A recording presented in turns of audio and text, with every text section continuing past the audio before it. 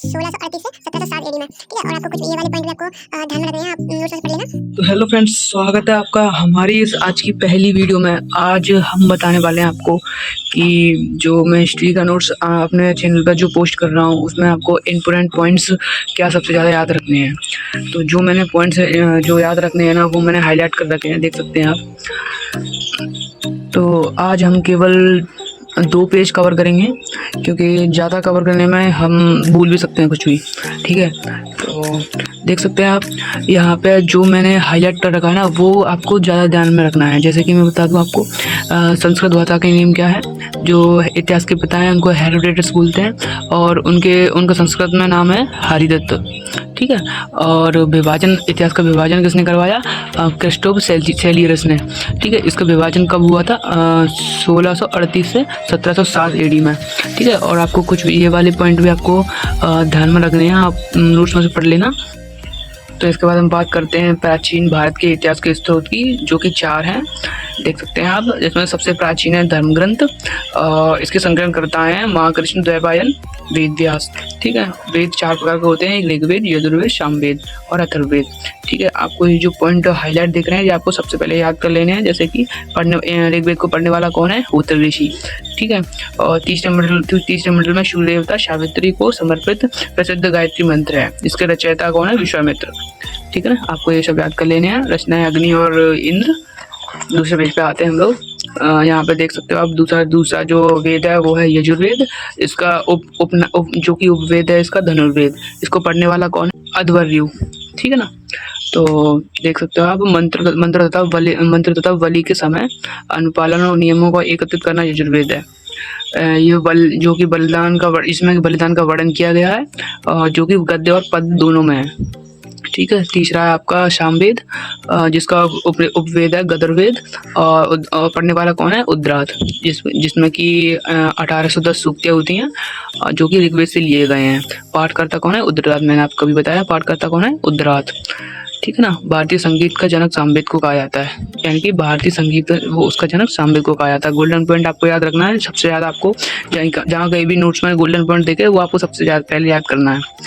यजुर्वेद तथा सामवेद में किसी भी विशिष्ट ऐतिहासिक घटना का वर्णन नहीं मिलता। चौथा है आपका अथर्ववेद, जिसका उपवेद है शिल्पवेद। इनको पढ़ने वाला कौन है? ब्रह्म, ठीक है ना। और देख सकते हैं आप, जो मैंने हाईलाइट कर रखा है, ये सब आपको अच्छे से याद कर लेना है।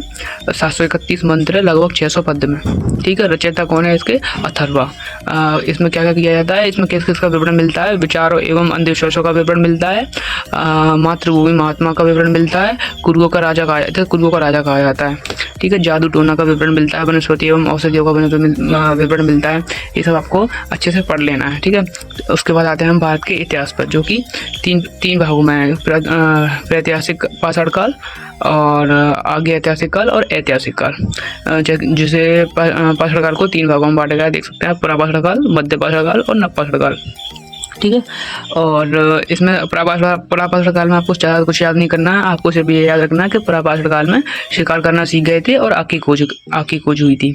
दूसरा है आपका मध्य पाषाण काल। पहला पॉइंट है आदमगढ़ होशंगाबाद MP में पशुपालन का पहला साक्ष्य मिला था, पहला साक्ष्य स्थान था, ठीक है। नंबर 2 है आपका महदहा प्रतापगढ़ UP।